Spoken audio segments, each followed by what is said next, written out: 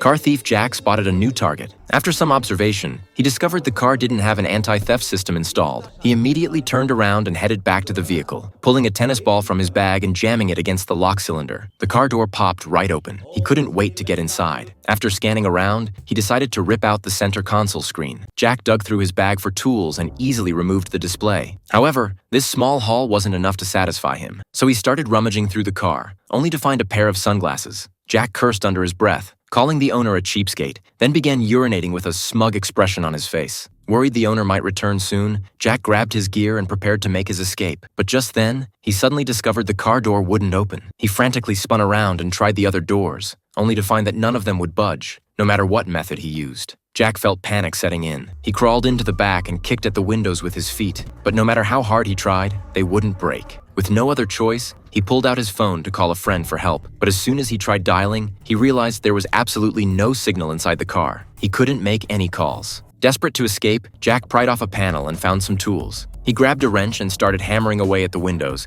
but the glass wouldn't give. Just as Jack was losing all hope, he suddenly looked up and saw a pedestrian passing by. He immediately went crazy, pounding on the window, trying to get their attention. Unfortunately, he had no idea that the windows were already tinted with dark film. No matter how much he yelled from inside, people outside couldn't hear a sound. Watching helplessly as the person rode away on their motorcycle, Jack fell into complete despair. Just then, it suddenly occurred to him that if he reinstalled the center console screen and restored the electrical connections, maybe the doors would open again. With this thought, he immediately got to work, plugging all the wires back into place and reinstalling the display. However, even after all that, the car doors still wouldn't open.